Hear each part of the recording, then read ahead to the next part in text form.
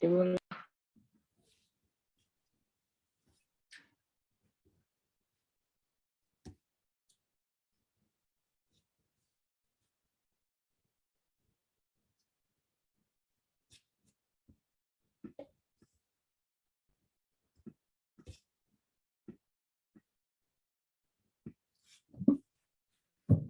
Halo Sobat Migran, selamat malam. Assalamualaikum warahmatullahi wabarakatuh, Sobat Migran semuanya. Ya, bagaimana kabarnya teman-teman semua ya? Semoga teman-teman semua dalam keadaan sehat ya Mbak Pur ya. Ya, kami ucapkan selamat menunaikan ibadah puasa bagi umat Muslim di semuanya, dimanapun berada. Semoga tahun ini puasanya lancar ya Kak Nani ya di tengah pandemi COVID-19, dan semoga nanti bisa tentunya tidak 1 bulan ya, karena kita perempuan ya pastinya ada halangan, tapi di saat tidak ada halangan teman-teman bisa menjalankan ibadah puasa dengan lancar ya. Nah,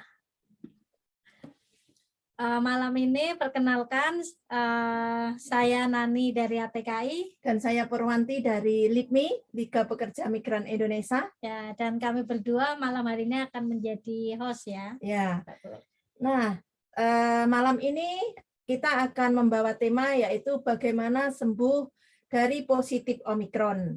Dengan narasumber yaitu yang tidak asing lagi dan sering kita undang di live-nya JBMI ya Kak Nani ya, yaitu Dr. Rahmadia Ermita. Beliau adalah dokter umum. Betul sekali, dan pengalaman Dokter Mita yang luar biasa ya Mbak Pur, karena pernah bekerja di beberapa rumah sakit di Jawa Timur, seperti di Rumah Sakit Husada, Bunda, dan Rumah Sakit Teja Husada, RSUD Ngudi Waluya, di ruang gawat darurat ya, bahkan juga pernah membuka praktek privat ya.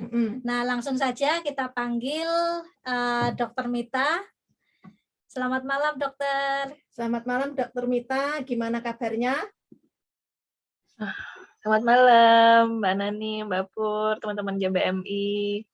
Malam. Iya, bertemu lagi. Selamat malam. Ya. Agak lama kita nggak bertemu ya. Iya ya, Mbak Pur ya. Alhamdulillah. Berarti semoga itu ini ya, teman-teman sehat semua gitu. Berarti ya harapannya. Ya dokter, bincang-bincang terkait tadi ya, tema kita terkait bagaimana sih sembuh dari Omikron. Mungkin Dokter Mita bisa menjelaskan kepada teman-teman Sobat Migran untuk supaya teman-teman tidak merasa sedih, bahkan terkucilkan ya, karena yang namanya positif itu kayak semacam virus penyebar yang mungkin, itu ditakutkan ya Mbak. Ya, mungkin ada trauma juga bagi teman-teman ya. Iya benar. Iya ini COVID lagi ya, Mbak Nani. Ya, bergelombang ya. Iya, masih belum selesai juga kita ya sama COVID. Iya betul. Jadi selamat malam teman-teman JBMI yang lagi nonton live juga ya malam ini. Iya sama juga saya selamat menjalankan ibadah puasa buat teman-teman. Malam ini kita mau bahas tentang COVID lagi, khususnya tentang Omikron ya. Jadi mungkin sebelumnya kita sudah pernah bahas ya, Mbak Nani, Mbak Pur, tentang Omikron ya. Ya, sudah. Tapi itu kan cuma beberapa jenisnya ya, yang Delta. Iya, betul tentang Omikron, kalau nggak salah waktu itu tentang vaksin ya, tentang booster ya. Iya, jadi memang Omikron ini salah satu jenis coronavirus COVID-19 yang cukup spesial karena banyak sekali mutasinya ya, banyak sekali mutasi dibandingkan varian-varian sebelumnya seperti alfa, beta kayak gitu. Nah, karena banyak sekali mutasi, maka sifatnya Omikron ini menjadi sangat mudah menular ya. Jadi sangat mudah menular. Waktu itu pernah saya bahas tentang berapa kali replikasinya seperti itu ya. Ini sangat mudah menular. Tapi kabar baiknya gejalanya itu relatif ringan ya dibanding dengan varian-varian sebelumnya. dimungkinkan juga itu karena sudah ada program-program vaksinasi ya. Maka dari itu sehingga gejala yang muncul itu relatif lebih ringan seperti itu. Jadi tidak perlu khawatir, tapi tetap harus waspada begitu ya dengan Omikron ini. Karena pasti namanya sakit, walaupun ringan juga tetap nggak nyaman ya kalau kalau positif seperti itu ya. Perlu diwaspadai terutama untuk kelompok rentan juga ini, terutama untuk kelompok rentan. Kelompok rentan itu misalnya orang-orang usia lanjut ya, karena di Hong Kong kan cukup tinggi ya kelompok angka usia lanjut itu cukup tinggi, jadi itu perlu diwaspadai juga, apalagi kalau teman-teman yang merawat orang tua itu perlu ini orang-orang usia lanjut ini lebih ekstra. Betul harus lebih ekstra karena mereka lebih beresiko terhadap Omikron. Maksudnya kalau sama kita mungkin ringan, tapi dengan terhadap kelompok usia lanjut ini, apalagi kalau belum divaksin, itu bisa jadi perlu diwaspadai juga, apalagi berat ataupun malah kalau kita bisa berbahaya, menimbulkan kematian ya seperti itu. Lalu juga kelompok rentan itu misalnya orang-orang dengan faktor pemberat seperti orang-orang dengan kencing manis, penyakit jantung, atau orang-orang dengan penyakit ginjal seperti itu juga, dan juga orang-orang yang belum divaksin. Nah, jadi 3 kelompok itu tadi, orang tua, orang dengan faktor-faktor pemberat, dan juga orang-orang yang belum divaksin. Ini Omikron ini walaupun ringan bisa menjadi berat ataupun malah berbahaya sampai menimbulkan kematian ya, seperti itu. Seperti mungkin itu juga ya yang menjadi salah satu concern ya, kekhawatiran ini walaupun ringan bisa menjadi berat ataupun malah ya, ini agak bergema ya suara saya ya. Nah, oke, saya lanjut aja. Nah, Omikron ini gejalanya memang lebih ringan ya, hampir seperti flu ya, lemas-lemas. Terus yang paling sering dikeluhkan juga nyeri tenggorokan, pilek, seperti itu ya. Mirip-mirip sama flu, maka dari itu kemarin mungkin apalagi waktu dingin itu jadi susah dikenalinya ya. Kita membedakan antara Omikron dengan flu, salah satunya dengan swab test ya. Dengan swab test, lalu intinya sih gejala-gejala Omikron ini umumnya ringan, bahkan bisa juga tanpa gejala, terutama untuk orang-orang yang sudah vaksin, seperti itu. Jadi sih harusnya maksudnya ketakutan, aduh nanti kalau kena Omikron gimana gitu, harusnya apalagi kalau udah vaksin tidak perlu terlalu khawatir berlebihan, tapi harus tetap waspada seperti itu. Pencegahannya sama seperti COVID yang sebelumnya, yaitu dengan menjaga daya tahan tubuh ya, istirahatnya kalau bisa istirahat cukup, konsumsi makan dan minum yang cukup dan baik ya, seperti itu. Lalu disiplin prokes, dan juga sebisa mungkin vaksinasi lengkap minimal 2 dosis ya. Itu untuk mencegah tertular ataupun sampai menjadi gejala berat Omikron seperti itu.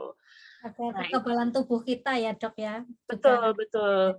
Supaya kekebalan tubuh kita siap ya. Seperti itu. Kayaknya Mbak Nani udah bosan mungkin kalau saya ngomongin soal kekebalan tubuh. Nah, itu tadi pencegahan sebelum sakit ada 3 tadi ya. Jadi menjaga daya tahan tubuh, disiplin prokes, dan juga vaksinasi. Itu kalau sebelum sakit. Nah, kalau udah kena terus gimana gitu? Gimana kita sembuh dari Omikron seperti itu. Nah, ya kalau sudah jatuh maksudnya ketika kita positif Omikron sebenarnya memang gejalanya relatif ringan. Seperti sakit flu pada umumnya ya, maka kita bisa melakukan beberapa tindakan. Pertama yaitu dengan menjaga daya tahan tubuh tadi, karena virus itu kembali lagi kesembuhannya sangat dipengaruhi oleh daya tahan tubuh kita ya. Jadi menjaga daya tahan tubuh pertama itu dengan makan yang cukup.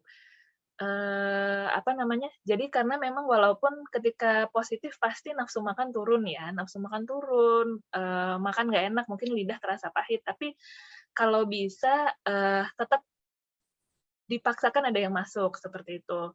Kalau bisa buah dan sayur-sayuran yang mengandung vitamin C ya, karena vitamin C ini dapat membantu tentara imun tubuh kita untuk bertarung melawan, virus-virus Omikron tadi, sehingga harapannya tubuh kita akan pulih lebih cepat, seperti itu. Yang pertama tadi ya, makan yang cukup, eee eee, apa yang perlu digarisbawahi, walaupun nafsu makan turun, tetap dipaksakan, terus buah-buahan yang mengandung vitamin C itu, banyak sekali ya, di sini kan buah warna-warni ya, buah-buah yang warnanya cerah, kuning, merah, itu buah-buah yang mengandung vitamin C itu, apa namanya, bagus untuk membantu tentara imun tubuh kita, seperti itu. Terus memang yang kedua, obat-obatan bisa membantu ya, tapi yang perlu digarisbawahi adalah perlu dikonsultasikan terlebih dahulu dengan tenaga medis, mungkin sepertinya pemerintah Hong Kong menyediakan layanan telemedis ya, itu mungkin kalau teman-teman bisa akses sebelum menggunakan obat, bisa apa namanya, bisa dikonsultasikan terlebih dahulu, atau mungkin kalau susah, mungkin apa, teman-teman JBMI bisa bantu untuk menanyakan ke saya atau ke apa, kenalan tenaga medis yang, teman-teman tahu. Intinya itu, kalau mau menggunakan obat, konsultasikan terlebih dahulu, seperti itu.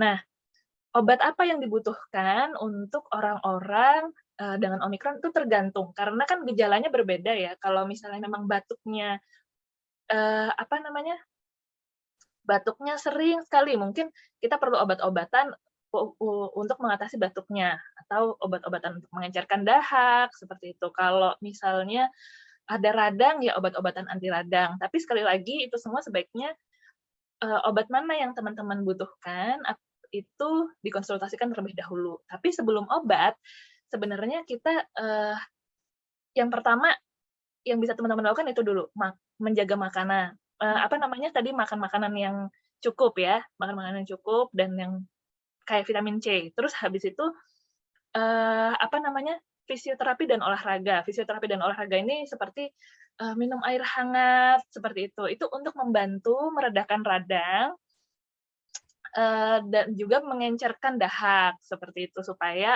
apa namanya, karena kan keluhan yang banyak dikeluhkan di Omikron ini nyeri tenggorokan juga ya, seperti itu. Terus,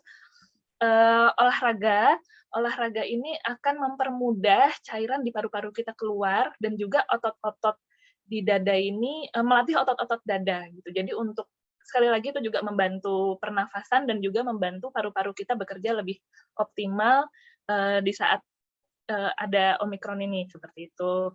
Terus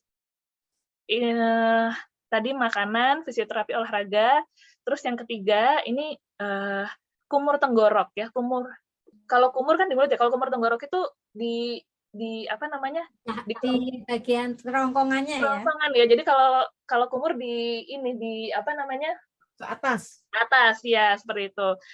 Teman-teman nggak usah bingung pakai, apa namanya, obat kumur tertentu yang warnanya coklat atau apa, atau nggak perlu ribet-ribet, sebenarnya dengan air hangat aja udah cukup, seperti itu. Jadi, kumur tenggorok itu juga akan membantu, apa namanya, mempermudah, meringankan gejala Omikron, seperti itu, dan juga harapannya ketika dahaknya lebih mudah keluar, proses penyembuhannya akan lebih cepat dan optimal. Tadi ya, makan makanan, fisioterapi dan olahraga, kumur tenggorok, terus yang keempat ini perlu banget teman-teman, apa namanya, menjaga psikis. Ya, jadi ketika teman-teman positif, misalnya teman-teman mendapati bahwa teman-teman positif Omikron, jangan dipikir yang kayak, aduh saya apa namanya, membawa penyakit atau apa. Nah, itu harus mencoba untuk selalu positif, be happy ya, supaya imun tubuh kita itu apa namanya, karena COVID ini sangat terkait dengan psikis gitu. Nah, imun tubuh kita itu juga apa namanya, gini, jadi COVID ini dipengaruhi oleh imun, dan imun tubuh kita itu sangat dipengaruhi oleh psikis kita. Jadi penelitian itu menunjukkan pasien-pasien yang lebih aktif, lebih lebih happy, itu masa penyembuhannya lebih cepat dibandingkan yang misalnya teman-teman baca grup berita-berita yang serem-serem gitu, jadinya kan lebih ini ya, lebih betul, jadinya aduh nanti nggak sembuh-sembuh, aduh ada ini, ada apa gitu. Nah itu sebaiknya mungkin ketika masa penyembuhan dihindari dulu membaca berita-berita yang serem-serem, terus maksudnya be positif, be happy gitu, jadi olahraga, jadi tadi ya makan makanan yang cukup, yang bergizi, terus fisioterapi olahraga, kumur tenggorok, be happy, pokoknya tetap bergerak, walaupun teman-teman mungkin badannya terasa berat ya, karena kan seperti flu ya, ketika orang flu kan mungkin badannya rasanya lemes, capek, tetap bergerak, pokoknya dipaksakan beberes, buka-buka jendela, ganti-ganti spray gitu mungkin. Jadi untuk membantu otot kita juga, membantu paru-paru kita untuk bisa optimal mengeluarkan cairan supaya, dan juga penyembuhan, membantu imun tubuh kita untuk bekerja optimal seperti itu. Nah, ketika setelah tadi tahap-tahap tadi dirasa kurang membantu, maka setelah itu baru obat bisa kita diskusikan seperti itu, bisa kita pertimbangkan. Ya itu sih Mbak Nani, Mbak Pur, tips untuk setelah kita positif Omikron, apa yang bisa kita lakukan itu tadi. Jadi makan makanan yang cukup, terutama saat untuk membantu imun tubuh kita bisa dengan buah-buahan yang banyak mengandung vitamin C seperti itu. Terus yang kedua, fisioterapi, olahraga, jangan lupa minum air hangat yang banyak, terus olahraga ya untuk mempermudah cairan di paru-paru keluar, dan juga melatih otot dada supaya paru-paru kita bekerja lebih optimal, terus kumur tenggorok ya, menjaga psikis kita, be happy dan positif, tetap bergerak, itu sih. Jadi tidak dianjurkan tidur saja ya? Nah, kalau dibawa lemes saja, Mbak Pur, biasanya sih penyembuhannya. Iya, penyembuhannya akan lebih lama. Kita paksakan tubuh kita untuk tetap bergerak, karena tadi melatih membantu otot-otot kita, dan juga membantu paru-paru kita untuk mengatasi radang lebih cepat. Itu tadi sih. Pasti bawaannya capek sih, maksudnya pasti bawaannya kayak orang flu gitu kan, Mbak Pur, kayak aduh males, enaknya tidur aja gitu. Tapi tetap dipaksain tadi kayak buka-buka jendela cuci spray gitu ya. Kayak gitu sih Mbak Nani dan Mbak Pur untuk ini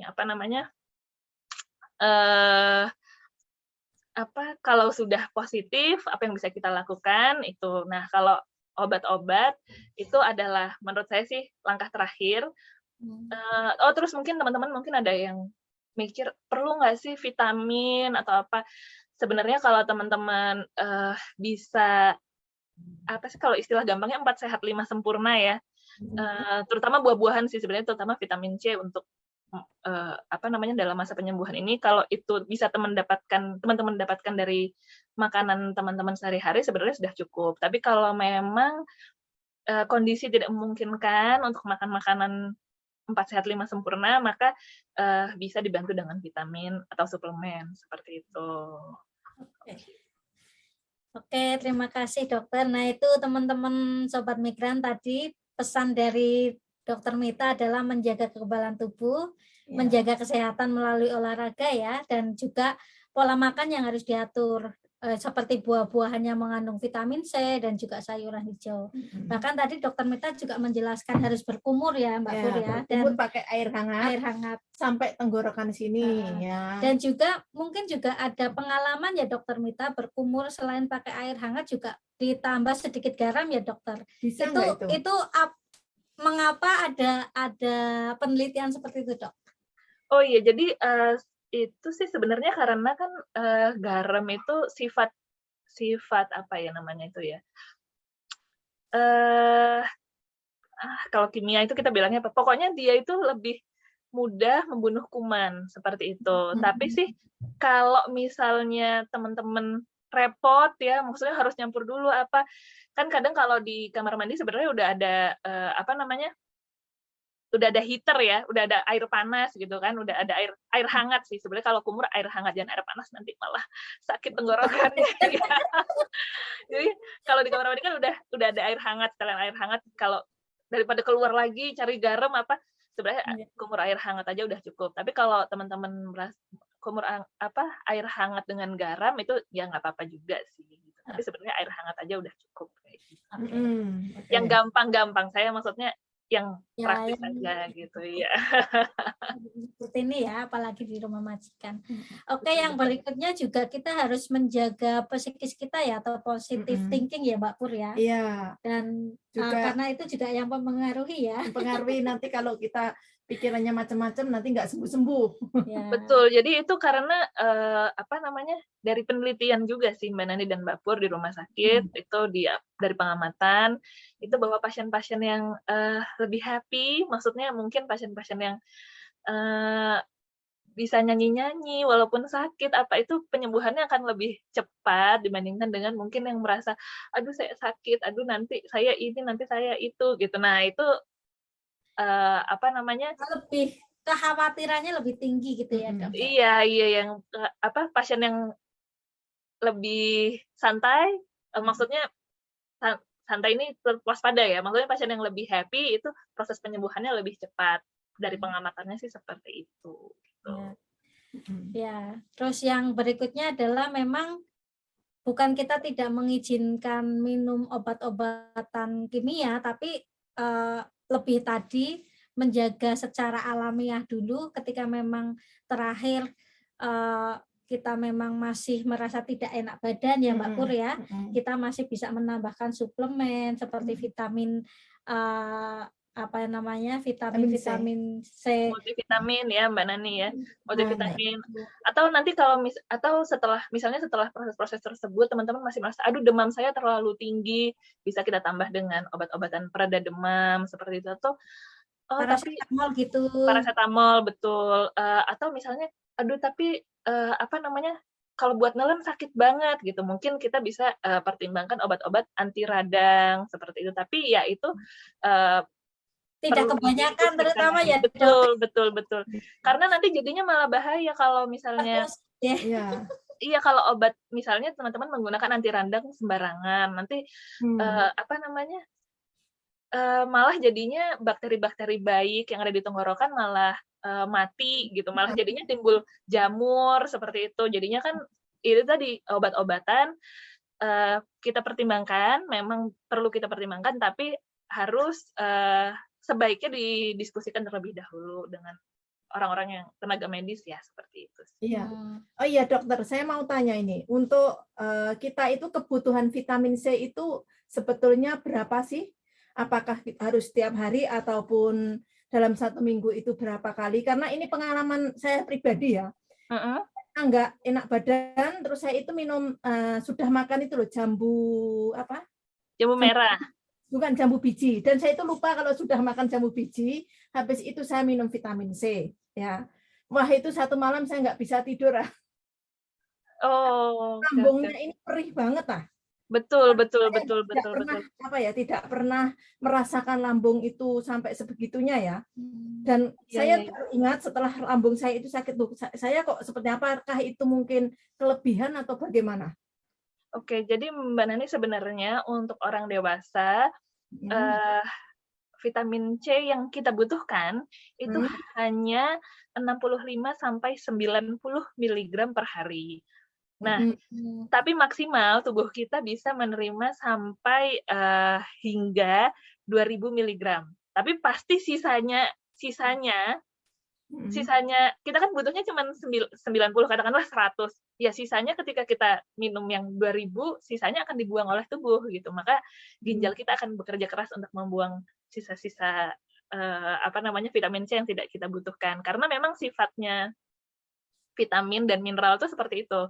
Kalau kita misalnya nih karbohidrat, protein, kalau kebanyakan bisa disimpan oleh tubuh. Tapi kalau vitamin, mineral, kalau kelebihan akan dibuang.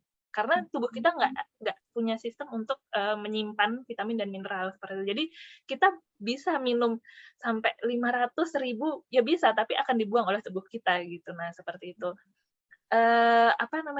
Bagusnya kalau kita vitamin C yang yang ada di buah-buahan itu kan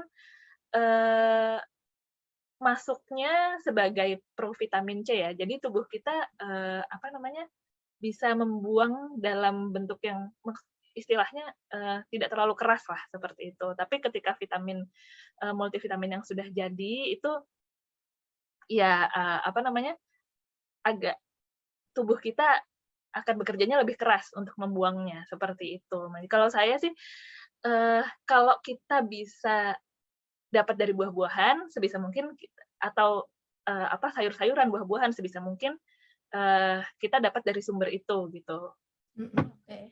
Pilihan bentuk multivitamin itu pilihan kalau memang sudah nggak bisa kita dapat dari sumber dari makanan sehari-hari kita seperti itu. Nah, kenapa Mbak Nani waktu itu sampai sampai nggak bisa tidur? Saya rasa sih, iya itu lambungnya Mbak Nani agak terkejut-kejut. Mbak Pur yang ini dokter. Mbak Pur, sorry Mbak Pur.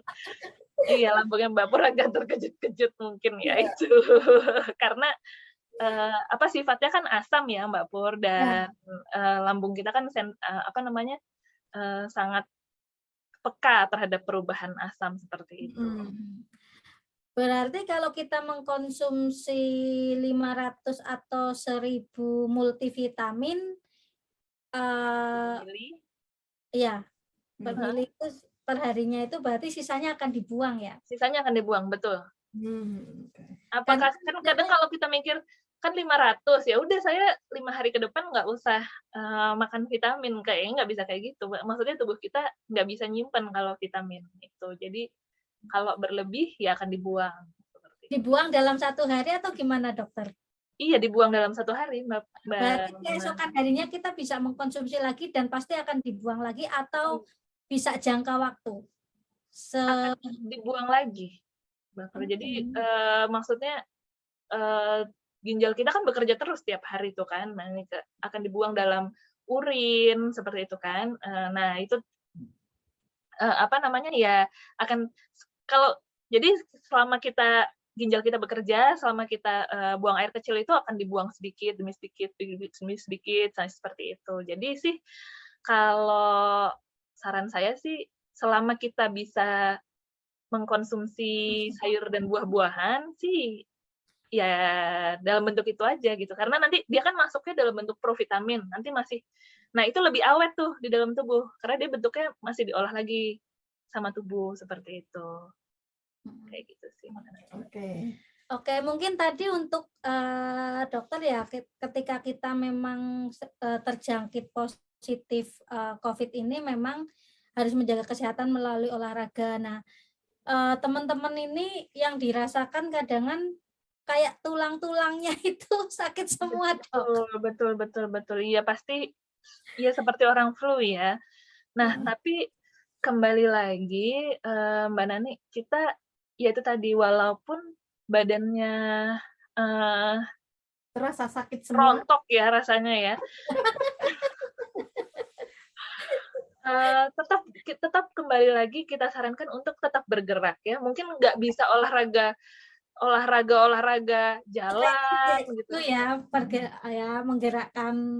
Betul, maksudnya menggerakkan beberes rumah itu tetap dipaksakan dari maksudnya kalau teman-teman punya pilihan, saya tidur aja deh seharian ini badan saya ini, atau ya nyapu kamar atau ngepel terus ya itulah ngelap jendela seperti itu mungkin ya seperti itulah maksudnya tetap paksakan tubuh kita bergerak supaya otot-otot kita itu nggak kaku, itu juga akan membantu tubuh kita untuk mengurangi penumpukan asam laktat. Jadi salah satu penyebab dari linu-linu itu adalah karena adanya penumpukan asam laktat. Nah, penumpukan asam laktat ini bisa dikurangi dengan olahraga juga seperti itu. Jadi mengurangi penimbunan asam laktat, jadi tetap bergerak supaya itu tadi membantu otot-otot kita untuk relaks, seperti itu, rileks. Oke, terima kasih dokter untuk penjelasannya. Nah, malam ini kita juga mendatangkan tamu undangan, yaitu Kak Jepi dari Pengurus Pilar yang akan sharing ya pengalamannya saat menghadapi positif COVID ya Mbak Pur ya. Dan bagaimana sih saat dia positif dan setelah negatif dan dia bisa sembuh dari COVID ya. Mungkin ini juga pengalaman yang bisa teman-teman ketahui nanti ke depannya ya. Karena memang kita tidak tahu kapan hal tersebut akan terjadi dengan kita. Oke, kita panggil saja ya Mbak Pur ya untuk Kak Jepi. Halo Kak Jepi.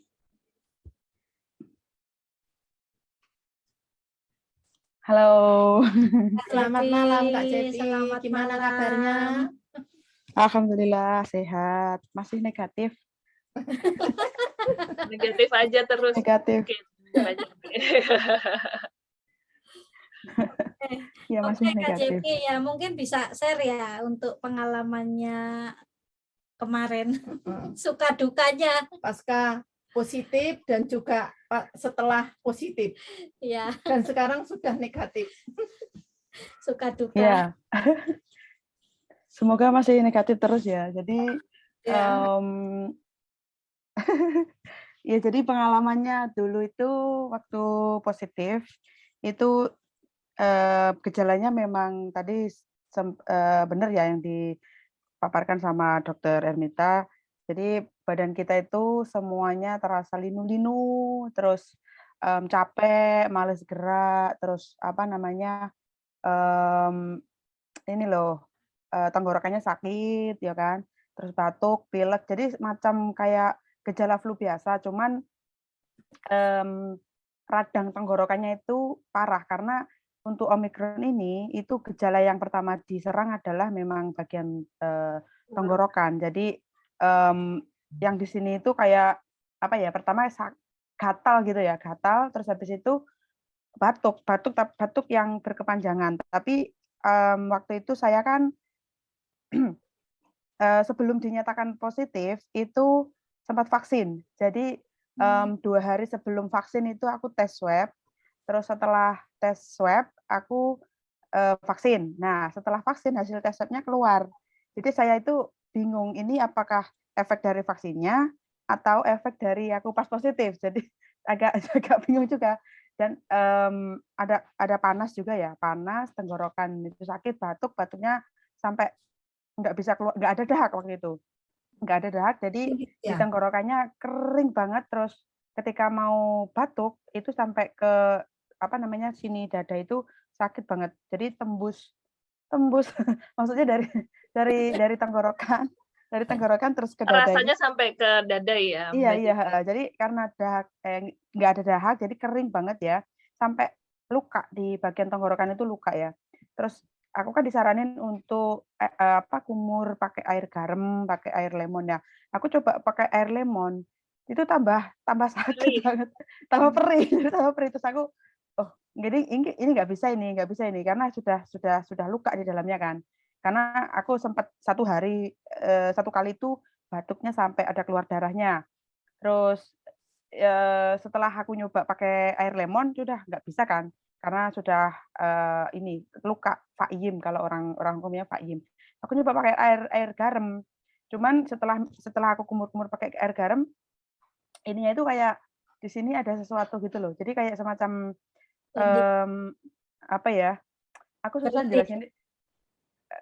Bukan, ya mungkin lendir kali ya, aku dahak mungkin ya. Jadi yang dulunya itu susah untuk dikeluarin, jadi kayak ada jalan naik gitu maksudnya. Jadi sebenarnya ada dahaknya, tapi dahaknya terlalu kental.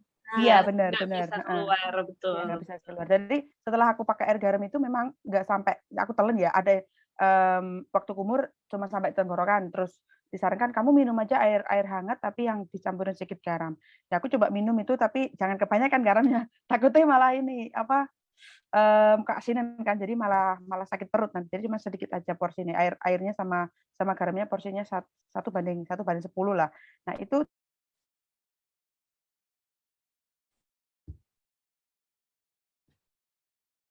Kayaknya agak terganggu ya internetnya. Ya dok. Tapi memang pengalaman beberapa yang saya baca memang batuknya itu dahaknya kental sekali ya. Dahaknya sangat kental, susah keluar, maka itu kenapa Tadi sempat ada berdarah ya dok? Darah, betul. Itu karena luka ya ininya ya. Karena mungkin ini macet. Jadi macet. Iya, iya. Oh iya. Sinyalnya ini, sinyalnya. Ya, tadi sampai mana ya? Sampai minum air garam ya. Iya, minum air garam. Minum air garamnya itu sudah bisa membantu untuk melegakan tenggorokannya. Jadi yang dahaknya itu nggak ada, yang sebelumnya nggak ada, setelah minum air garam jadi sedikit ada, tapi nggak semuanya langsung keluar, tapi memang sedikit lega di sini, jadi gitu. Terus opsional terakhir tadi benar, dokter bilang kalau obat itu adalah pilihan terakhir. Jadi ketika sudah ini sudah nggak ada jalan lagi, saya disarankan untuk minum obat batuk karena memang untuk dokter menyarankan saya untuk minum obat yang dia berikan. Jadi ada dikasih obat pelega tenggorokan sama obat batuk sirup. Jadi setiap kali gatal dan batuk itu bisa minum itu. Cuman bereaksinya itu sampai mual, mau muntah itu setelah minum obat dari dokter itu mau muntah, terus yang dulunya itu enggak batuknya enggak begitu terasa, setelah minum lozenges ya, dokternya bilangnya itu lozenges. Setelah minum itu langsung kayak ini batuk terus sampai dahaknya itu keluar semua setelah yang iya. Jadi kayak dikuras gitu dokter. Betul. Dikuras tadinya. Jadi ya mual, ya muntah, mau muntah, tapi ya setelah semuanya keluar itu alhamdulillah udah agak mendingan ya di bagian dadanya itu sudah agak plong, sudah agak lega gitu. Jadi memang Omikron ini yang diserangkan memang di tenggorokan ini ya.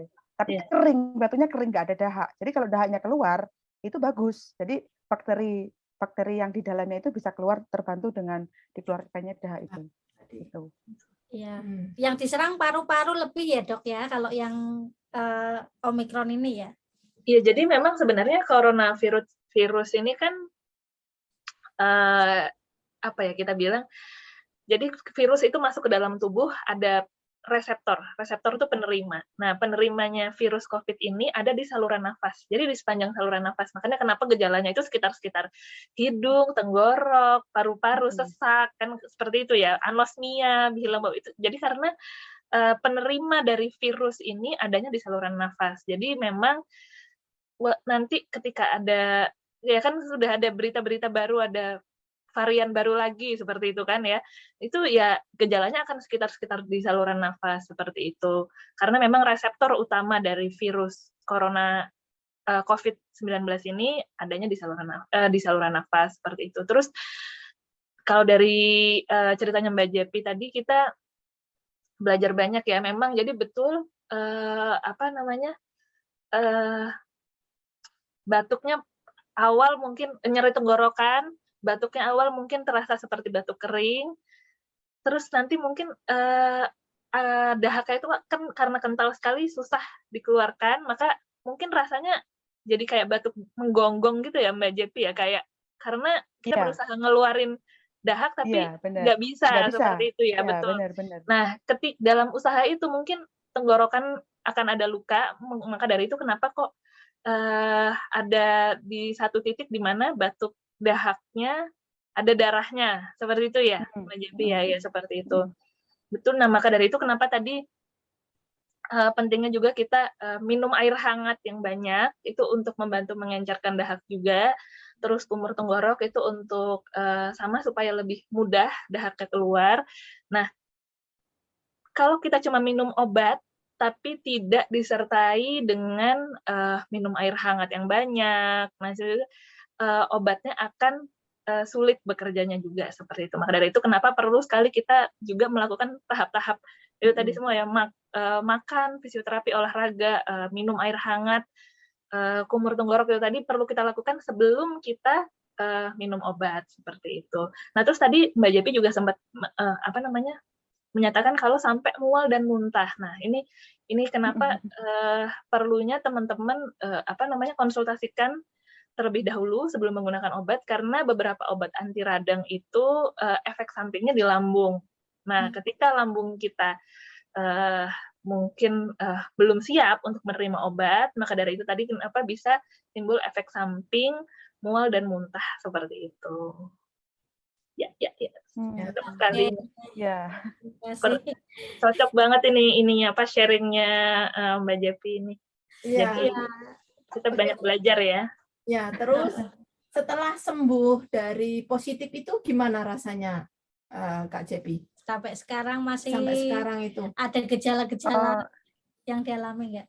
Kalau gejala mungkin paranoid ya, lebih ke paranoid, jadi mungkin agak sedikit tenggorokan gatal, aduh ini jangan-jangan lagi gitu. Terus sedikit hidungnya gatal, mau pilek, gejala pilek, langsung minum obat. Jadi lebih ke paranoid dari saya sendiri ya mungkin ya. Jadi kalau masalah gejala-gejala mungkin dari satu orang dengan orang lain itu beda. Cuman yang saya rasakan nih sampai saat ini kan, dari waktu saya positif sampai terhitung sekarang itu sudah hampir 1 bulan setengah. Jadi mungkin kalau dibilang gampang capek mungkin iya. Terus kalau jalan naik tangga itu untuk pernapasannya itu lebih cepat tersenggal-senggal gitu loh. Jadi kayak orang asma ya. Jadi mudah capek, terus pernapasannya sini itu mudah kayak seperti orang asma, terpatah-patah gitu. Jadi untuk pernapasan. Terus untuk gejala di ini tenggorokannya itu jadi mudah haus. Kalau saya sendiri, saya merasakannya mudah haus, gampang haus sekali seperti itu. Jadi dulu pas waktu positif memang bawanya pengen minum terus kan ya. Jadi satu hari itu bisa sampai 7 termos itu saya bisa sampai habis minum. Itu. Tapi kalau sekarang ya itu pengennya gampang haus, terus untuk suara itu kayak gampang serak gitu. Jadi untuk sampai saat ini mesti seperti itu. Tapi kalau masalah pusing itu terkena angin sedikit langsung kayak masuk angin gitu. Gampang sakit mungkin ya kalau setelah positif, setelah negatif. Terus ini daya ingat itu menurun. Kalau aku dari saya sendiri ya, daya ingatnya sekarang sudah menurun. Apakah faktor karena setelah positif atau faktor umur? Itu yang perlu dideteksi.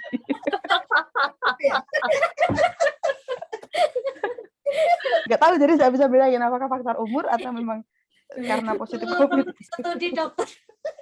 Saya juga kalau iya. Jadi memang sekarang itu ada yang namanya long COVID ya. Mbak Nani, Mbak Pur, Mbak Jepi, ada yang namanya long COVID. Mungkin kalau teman-teman baca berita long COVID gitu. Jadi ada yang namanya long COVID, itu adalah gejala sisa. Intinya sih gejala sisa. Jadi setelah dinyatakan negatif tapi masih merasa masih sering batuk-batuk, masih gampang lelah, kok tubuh kayaknya belum fit. Nah, itu memang ada yang namanya long COVID, gejala sisa setelah negatif masih ada gejala. Itu kalau dari penelitian di Indonesia ada 54% itu sampai 1 bulan itu masih terasa gejalanya. 44% 1 sampai 6 bulan masih terasa gejalanya. Ada juga yang seperti itu.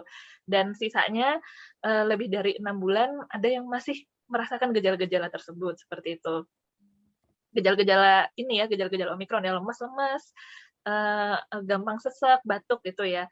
Nah, menanganinya long COVID sih sama seperti tadi, tipsnya sama, tetap bergerak.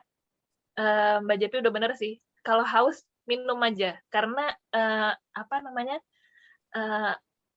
karena minum ini memang sebenarnya bagus sih untuk penyembuhan, dan menurut saya mungkin saat ini itu tubuh Mbak Jepi ini sedang mengembalikan tubuh paru-paru tubuhnya itu seperti keadaan sebelum COVID. Jadi ini sedang proses kembali seperti itu ya. Jadi jangan dipikir, aduh nanti saya selamanya seperti ini apa ya, nggak usah mikir yang mana-mana ya, betul. Pokoknya positif aja, tetap haus ya udah saya minum, ini tubuh sedang lagi masa penyembuhan. Nah tapi kalau perkara mudah lupa itu saya seperti saya harus baca lagi ya, karena saya bukan terjadi di JP juga ya, salah satu teman kita dari lokal itu juga mengalami hal serupa, selain mudah capek dan sebagainya, kok sekarang saya gampang lupa kayak gitu. Mungkin itu perlu di study lagi ya. Betul, karena kalau mudah capek memang kan itu salah satu gejala yang umum di ini ya, dikeluhkan di orang-orang teman-teman yang positif Omikron itu kan umum ya. Tapi kalau mudah lupa, maksudnya ada gangguan kognitif itu saya perlu baca lagi itu ya sebenarnya. Mungkin itu perlu diteliti lagi dokter. Oke, terima kasih JP untuk sharingnya. Mungkin Mbak Pur bisa membacakan pertanyaan ya. Ya, saya lihat chat dulu dari teman-teman. Apakah ada pertanyaan dan nanti bisa Dokter Mita menjawab ya, Dok. Baik, Mbak. Ini dari siapa ini? Langsung saja. Langsung saja ya, Dok. Apakah kalau sudah sembuh dari COVID atau Omikron bisa terjangkit lagi, Dok, nantinya? Terima kasih, Dokter, atas jawabannya. Ini pertanyaannya.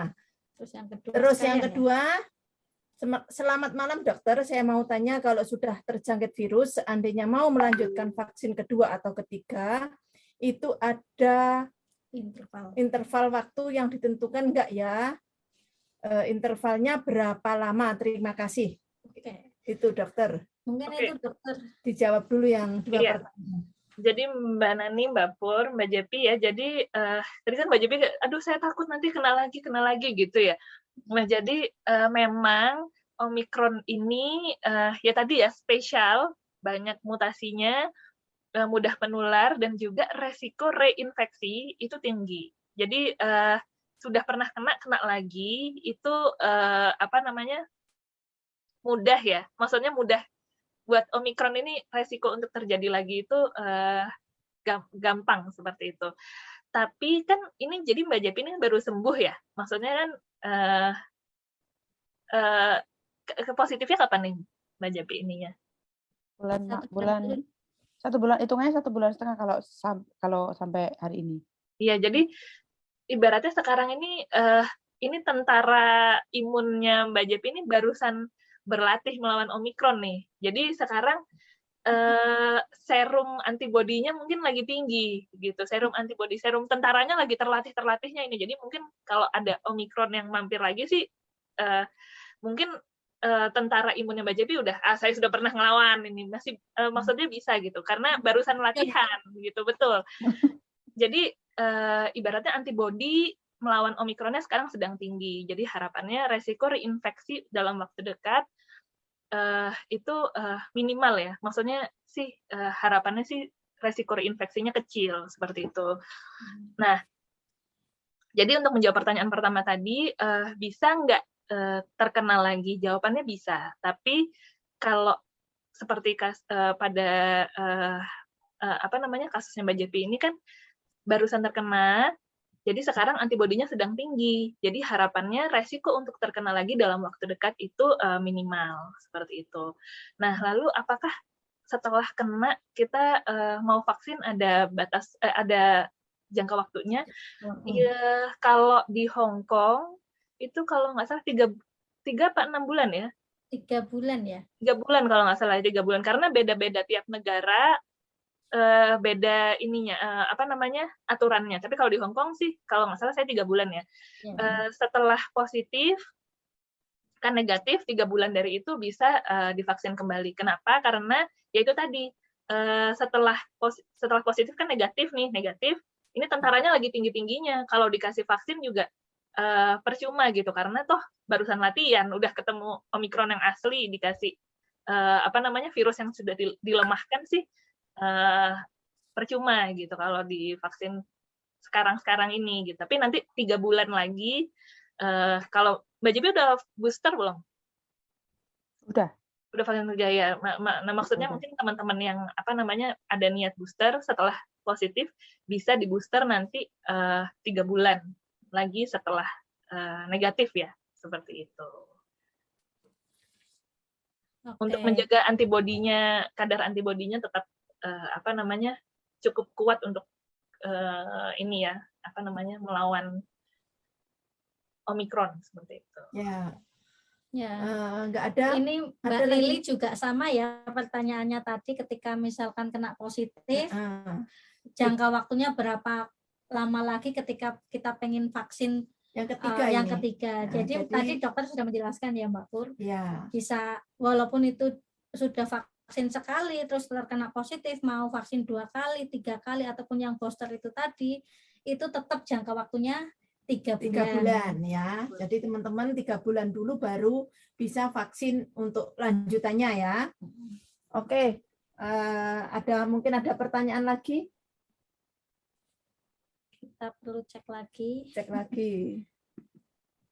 Kelihatannya nggak ada, Kak Nani. Oke, kalau tidak ada, kita lanjut minggu depan ya.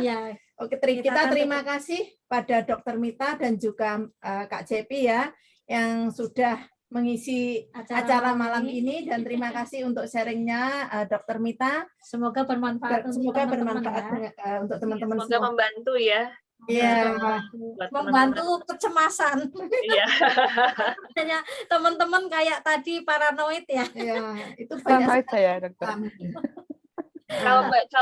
Kalau KJP harusnya karena ini barusan negatif, harusnya lagi ini nih, wah ini tentara saya lagi kuat nih, harusnya malah merasa aman.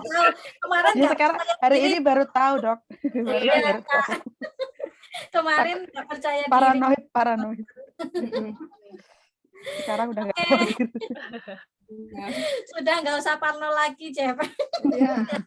harus positif. Jawabannya.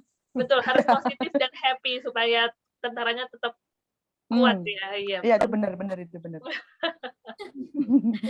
Oke, terima kasih semuanya ya, teman-teman yang sudah mengikuti live-nya JBMI ya, yang sudah bertanya-tanya di chatnya Facebook-nya PEK JBMI, dan kita akan berjumpa lagi minggu depan tentunya dengan topik yang berbeda dan bermanfaat bagi teman-teman semuanya.